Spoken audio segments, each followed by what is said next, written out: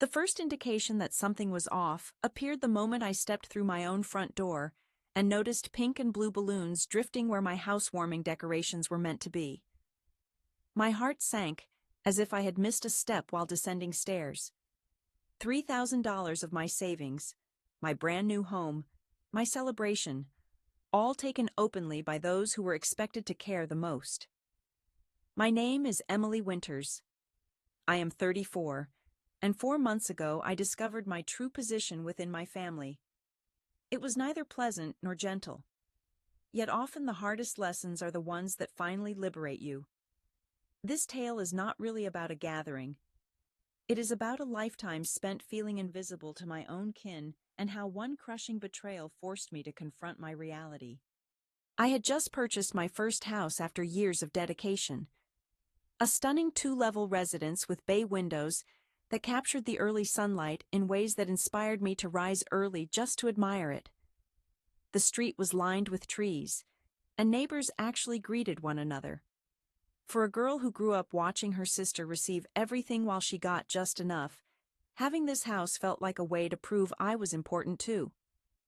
Most people host housewarming celebrations right away, but being a perfectionist, I needed everything to be flawless before inviting anyone over. This was far more than a house to me. It was evidence that all those years of being overlooked had led somewhere truly meaningful. I spent many weeks fixated on every detail. The sofa had to be exactly the perfect tone of deep navy blue. The dining table required enough space to comfortably fit 6 people, because I imagined hosting dinner gatherings, forging the cozy and inviting home I had always longed for during my childhood. I even purchased genuine artwork for the walls, authentic pieces created by local artists that resonated with me. Not those common prints everyone has, but works that carried their own stories, just like I had my personal journey to share. My friends kept messaging me, "When is the party, Emily? We can't wait to see your place." Yet I continued to delay, always saying soon because I wanted everything to be flawless first. After weeks of preparation, one afternoon, I stood in my sunlit living room and realized, this is it. This is exactly how I dreamed it would be. Every room looked just as I had pictured during all those years of careful saving. Spotless, orderly, stunning, a space that mirrored the person I aspired to become. Then, I called my closest friends. I do not have a large social circle, only 5 or 6 people I genuinely trust. Quality over quantity, as they say. I told them I was finally ready to host the housewarming and asked if they could come in 2 weeks. Everyone said yes immediately, their enthusiasm almost palpable over the phone.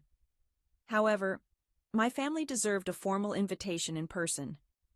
So, I chose to drive to my parents' home for dinner to tell them face to face. My parents still live in the same small house where I grew up. It is cozier than my new place, but it has that comfortable, well-lived feeling. Mom is always busy in the kitchen whenever you arrive, and Dad is usually planted in his recliner watching whichever game is on. When I drove up the driveway that evening, I noticed 2 extra vehicles parked outside. My sister Brianna's sedan and her husband Tyler's pickup truck. I had a feeling they would be here. Brianna is now 6 months along in her pregnancy and has been spending a lot more time at Mom and Dad's house lately. I stepped inside and found everyone gathered in the living room. Mom was fussing over Brianna, bringing her a special pregnancy pillow. Dad and Tyler were engrossed in a work-related discussion, while Brianna sat right in the center of it all, one hand resting on her belly, commanding attention as if she was leading the conversation. This has always been the way things are in my family. Brianna has been the shining star, while I've been more of a background player. When I turned 8, my birthday was a simple affair with 4 friends, a homemade cake, and paper plates. But when Brianna reached the same age, Mom rented the entire community center and invited her whole class to celebrate. Brianna just has more friends, Mom told me when I questioned the difference. In high school, when I made the honor roll, Dad simply said, "Good job, kiddo." before returning to his newspaper.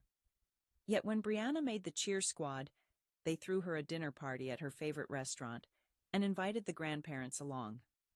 It's not that they don't care about me. They do, each in their own way. But Brianna has always been the golden child. I have spent my entire life trying to discover how to generate the same level of excitement they effortlessly show her. I patiently waited for a pause in the chat. Brianna kept talking about how the baby had been kicking nonstop today, and everyone was hanging on her every word. At last, a silence appeared, and I took the chance to speak. I said, I want to invite you all to a housewarming gathering for the new place in 2 weeks, Saturday the 15th, at 2 o'clock in the afternoon. I would really love for everyone to come. The response was disappointing. Mom offered a polite smile and said, Oh, that sounds nice, dear. We'll try to be there. Brianna barely glanced up from her phone. That seemed to be it. They all returned to their previous activities, like I had mentioned, changing my car's oil or something just as ordinary. Suddenly, Brianna became lively. She said, Oh, that reminds me. I'm organizing my baby shower. It's planned for the same weekend, actually. What date did you say yours was again? I repeated the 15th with a heavy feeling settling in my stomach. She answered, Oh, we were thinking either the 14th or 15th as well. But don't worry, we will work something out. Instantly, the entire discussion changed to focus on Brianna's party. Topics shifted to what decorations she wanted, which games would be played, and who she was going to invite. Mom started getting enthusiastic, taking out her phone to browse Pinterest ideas. Even Dad put down the television remote to join the conversation. I sat there and observed them becoming energetic about Brianna's event, while mine seemed to have barely made an impression. Honestly, I was not shocked at all. This seemed to be the pattern of my life forever. Always overlooked, never the focus.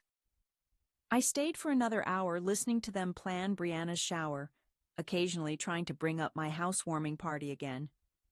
Each time someone would acknowledge me with a vague reply, then immediately return to conversations about baby preparations. At last I got up and said, Well, I should get going. But just to be clear, my housewarming party is on Saturday the 15th at 2 in the afternoon. I really hope you can make it. As I walked to my car, their voices came through the open window, already deep into discussing Brianna's event, the color themes, catering ideas, and whether or not to have a diaper cake. I stayed in my car for a moment before starting the engine, glancing back at the house where I had grown up, always feeling like I existed only in Brianna's shadow. But you know what? I did not need their excitement to throw an amazing party. I had my own friends, and I chose to invite the rest of the family myself. Aunts, uncles, cousins, grandparents, people who might genuinely be thrilled to celebrate with me.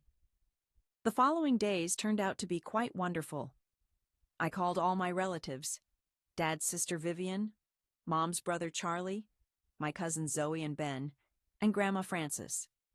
Everyone was far more enthusiastic than my immediate family had been. They asked about the house, congratulated me on such a major achievement, and said how proud they were of me. By the end of 1 week before the event, I had approximately 15 confirmed guests, including my closest friends, and several family members who truly seemed to care. I felt optimistic and excited about everything falling into place. I contacted a catering company and placed an order for food intended to serve 20 people. Nothing extravagant, but quality sandwich trays, salads, warm appetizers, and a dessert selection. The woman I spoke with was accommodating and offered a reasonable price, $1,500, which seemed worth it for a proper celebration. Meanwhile, I began compiling lists of decorations to purchase and considered how best to arrange the house for the gathering. Everything appeared to be coming together flawlessly. Then, just 7 days before the party, I woke up experiencing the most severe stomach pain I had endured in several months. I have lived with a peptic ulcer for about 3 years.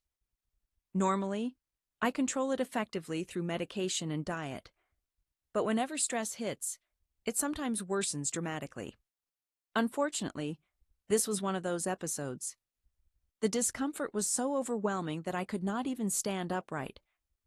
I attempted to manage the pain by taking my medicine, drinking milk, and using a heating pad while resting. None of these measures helped. By midday, I was vomiting and the pain intensified. Eventually, I relented and drove myself to the emergency room. The ER physician glanced at me and quickly ordered tests. "Looks like your ulcer's throwing a party without you," he remarked with an effort at humor. I was not in a state to appreciate the joke. After several hours of waiting and undergoing examinations, he announced the diagnosis. "We need to admit you for a few days because of this flare-up." The situation was quite serious, and I wanted to manage it before things got worse. So there I was, lying in a hospital bed attached to an intravenous drip exactly 7 days before my housewarming celebration. Perfect timing, isn't it? That evening, I called my parents to update them on what was happening. My mom answered after the third ring. "Hi, honey. What's going on?" "Hey, Mom. I'm actually in the hospital right now. My ulcer flared up badly, and they're keeping me here for a few days." "Oh no, that's awful. Are you all right? Are they treating you well?" "Yeah, I'm okay. The doctors say I should recover fine. I just need to rest and let the medicine take effect. But Mom, I'm really anxious about my party next weekend. I don't think I'll be able to get everything ready, and I might still be here." There was a pause. Then she said something that completely surprised me. "You know what? Don't cancel anything. I will handle all the arrangements for you." "What? Really?" "Of course. You focus on healing. I'll take care of all the party details. I'm good at organizing things. You know that. Plus, I have your spare key, so I can enter the house and set everything up." I almost cried right there in the hospital bed. This was exactly the support I needed. My mom stepping up when I truly needed help. For once, I was the priority. "Mom, that would be amazing. Thank you so much." "Don't mention it. What do you need me to do? You said you already ordered catering, isn't that right?" "Yes. Everything was arranged, but I still had to buy decorations and prepare the house. Maybe I would have to rent additional chairs if necessary. It would probably add up to about $1,500 for everything." "No problem," she said. "Why do not you just transfer some money to my account, and I will handle everything. I will make sure it all looks flawless." Without hesitation, I grabbed my phone and sent her $1,500 through Venmo. Between the catering and these expenses, I was now $3,000 deep into this celebration, but it definitely felt worthwhile. My mom was determined to make sure nothing was overlooked. She said, "Got it. Do not worry about a thing, Emily. I will contact the catering company tomorrow to confirm all the details, and I will start shopping for decorations. You just take it easy and focus on getting well." I thanked her so much and told her this meant the world to me. She replied warmly, "I love you, honey. I will call you tomorrow with updates." After we ended the call, a huge burden seemed to lift from my shoulders. The doctors managed to get my ulcer under control by prescribing stronger medication and enforcing a strict diet. I was improving, although they cautioned me to be cautious about my food and drink choices for some time. Mom called me every day to share updates. She had confirmed everything with the catering company, ordered the decorations, and arranged for extra folding chairs. Everything was fully taken care of. She kept reassuring me, "It is all under control. You do not need to stress about anything." My discharge was scheduled for Saturday morning, exactly the day of the party. The timing could not have been more perfect. I was looking forward to going home, freshening up, and enjoying my celebration without any worries about the preparations. On Friday night, lying in my hospital bed, I felt truly excited. The following day was going to be mine. My housewarming gathering in my lovely new home surrounded by people who cared about me. Early on Saturday morning, I woke up before the nurses began their rounds. The doctors completed the last checkup, gave me some advice on diet, no alcohol, no spicy food, and small portions for a few weeks, and handed me my discharge documents. "Take it easy," Dr. Wilson cautioned me. "Your ulcer is healing, but stress could cause a relapse. Avoid anything that could upset you." Only if he knew what lay ahead. I called a taxi and shared my address with the driver. As we neared my neighborhood, a flutter of excitement stirred in my stomach. The good kind. The eager kind. I was finally about to see my home all decorated and ready for the party. The taxi was roughly 5 minutes away when my phone rang. It was Melissa, one of my closest friends. "Hey girl, sorry to bother you, but I have to ask something strange." "What is it?" "Well, me and the other girls just arrived at your place for the party, but your mom answered the door and won't let us in. She says there's another party here today, and that we aren't invited." A cold feeling hit my stomach. "What do you mean, another party?" "I don't know, Emily. She kept insisting we had the wrong day or something and told us we had to leave. Right now, we are all standing outside your house, utterly baffled. What is happening? I have no idea. It makes no sense at all." I decided to call my parents. I ended the first call and immediately dialed my mom. Straight to voicemail. Then I called my dad. Voicemail again. I tried Brianna. Also voicemail. When we turned onto my street, I noticed cars lined up all along the curb near my home. Far more vehicles than I had expected for such a small get-together. My heart raced as we pulled into my driveway. I paid the driver and approached my front door. Inside, I could hear music and many voices. So many voices. I inserted my key into the lock and opened the door.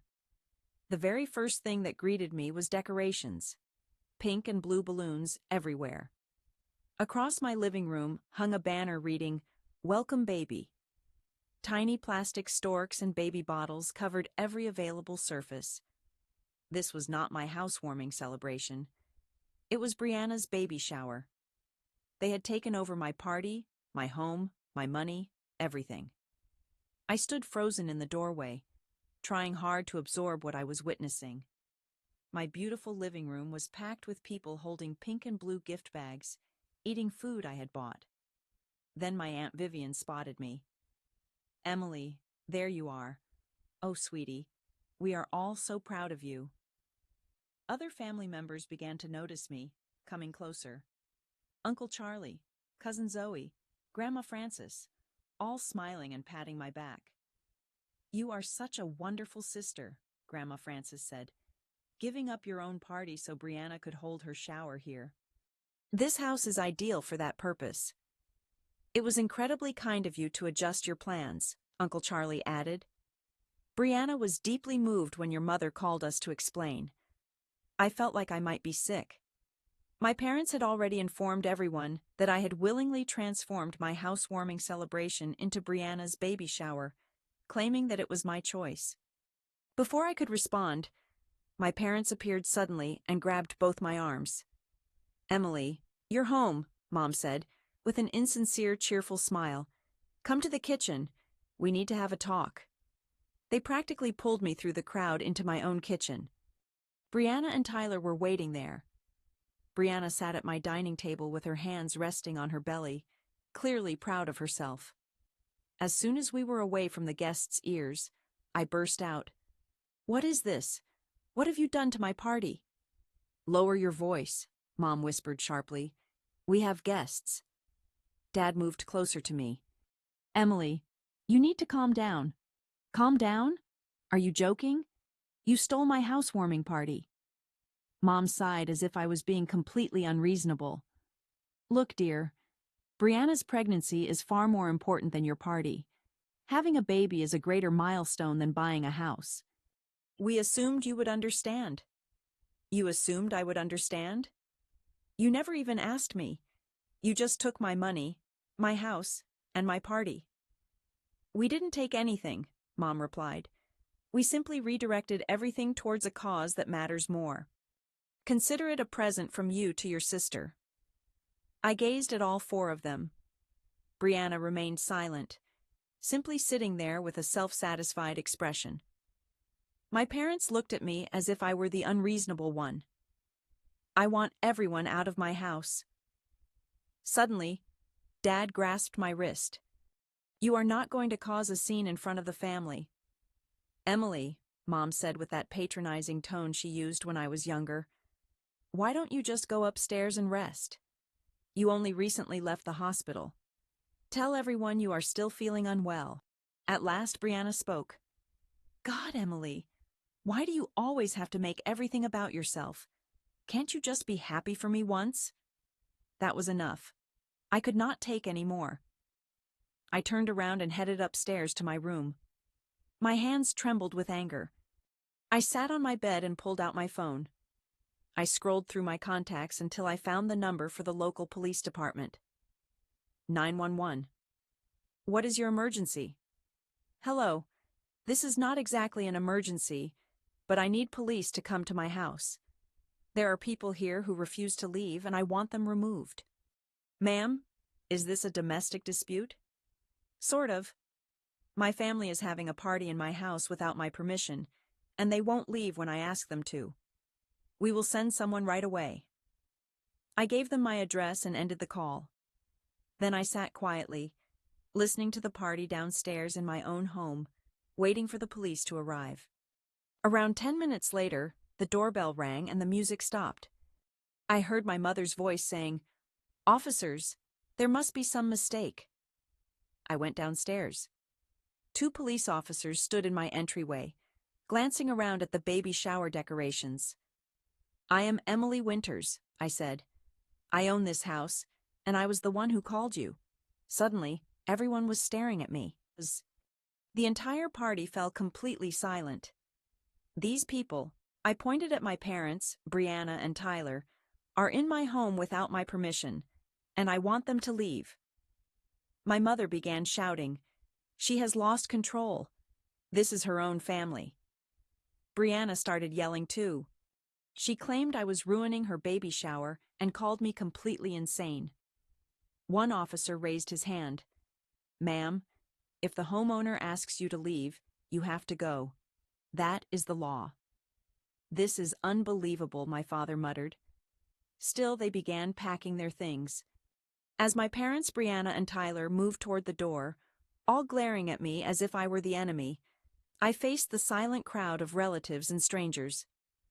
"I am truly sorry everyone had to witness this," I said, "but I need to explain what really happened." I then shared the full story. How I had planned a housewarming party, how I fell ill and asked my mother for help, how she took my money and turned my event into Brianna's baby shower without my consent, and how she lied to everyone, claiming it was my idea. The room remained completely quiet after I finished. Aunt Vivian was the first to break the silence. "Emily, I am deeply sorry. Your mother told us you decided to give your party to Brianna because you believed having a baby was more important than a new home. She said that you insisted on changing everything." Uncle Charlie shook his head and said we had no clue. Grandma Frances appeared furious and declared that was the most selfish thing she had ever heard, taking your money and your party just like that. Some guests I did not recognize, apparently friends of Brianna and my parents, began making excuses and left quickly. However, all my relatives stayed. They were truly angry on my behalf. "You know what?" I said, glancing around my house filled with baby shower decorations. "I spent $3,000 on this event. I am not going to let them completely ruin it." I took out my phone and called Melissa. "Hey, are you still nearby?" "Yeah. We are at the coffee shop down the street." "What happened in there?" "It's a long story, but can you come back? I am having my housewarming party after all." Within an hour, my real party was underway. My relatives helped me remove all the baby shower decorations, the pink and blue balloons, the welcome baby banner, and all the small plastic ornaments. We packed everything into trash bags. My friends showed up, and I shared the full story with them too. Everyone was shocked, but also impressed that I had called the police. The catered food was still good, even though it had been out for a while. We rearranged the furniture to create better spaces for conversation. Someone discovered a playlist on their phone and linked it to my sound system. It was not the ideal celebration I had originally imagined, yet it was genuine. These were individuals who truly cared about me and were glad to join in my celebration, not people who viewed me as an easy source of money and unpaid work. Around 9 in the evening, everyone began departing. The relatives all gave me warm hugs goodbye and expressed how proud they were of me for defending myself. My friends promised to assist me with cleaning up the following day. After everyone left, I sat in my living room and looked at the gift bags filled with baby presents that Brianna's friends had brought. I decided not to keep them. That would be petty and strange. The next morning, I woke up to 17 missed calls and about 30 text messages, all from my parents and Brianna. Mom's texts were the harshest. "You are a monster. How could you treat your pregnant sister this way? She was up all night crying because of you. You have destroyed everything. We raised you to be better than this."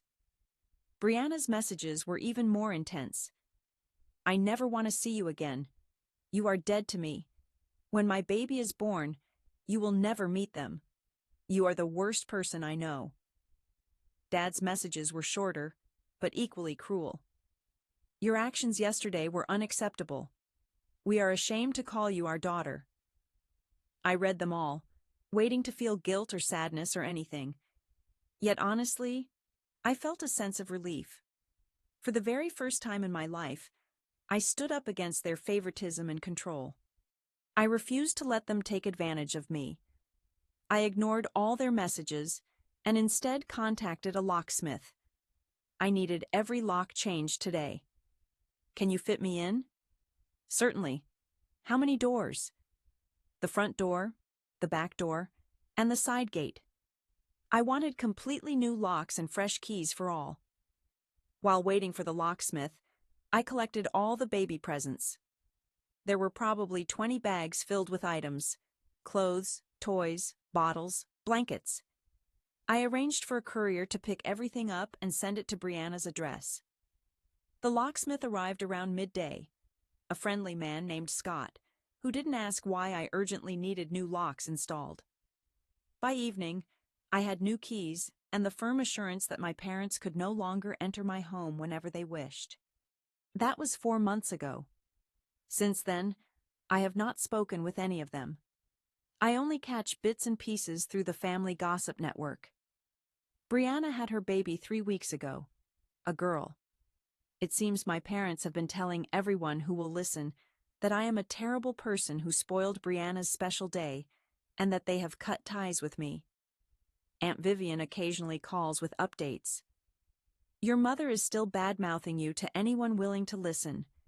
She told me last week, but honestly, Emily, most people believe what they did to you was awful. Nobody is buying their version of the story." I am not missing the drama at all. I am. I no longer feel the constant burden of thinking I am not good enough, not important enough, or the favorite. I simply am not. I do not miss having to compete with Brianna just to get basic recognition from my own parents. My home is calm now. I regularly invite friends over, true friends who neither steal from my gatherings nor take my money. I have started seeing someone new, a man named Jason, who admires that I purchased my own house and cannot understand why my family did not offer more support. Sometimes I ask myself if I will ever speak to my parents and Brianna again. Maybe it will happen when the baby is older. Maybe after everyone has settled down. But honestly, I am not in any rush. For the first time since becoming an adult, I do not tiptoe nervously around my own family. I am simply living my life in my lovely home, surrounded by people who genuinely want to be there. And that feels truly wonderful. Spending $3,000 on that celebration gave me the most important lesson I have ever learned. It taught me that I do not have to accept being treated as inferior. I deserve to be honored, not merely tolerated. Sometimes, the kindest thing you can do for yourself is to distance yourself from those who fail to recognize your value. Thank you for listening. If you enjoyed this story, please share it with others, and do not forget to comment and subscribe for more stories about discovering strength despite family betrayal. Occasionally, the hardest boundaries we set become the keys to our greatest freedom.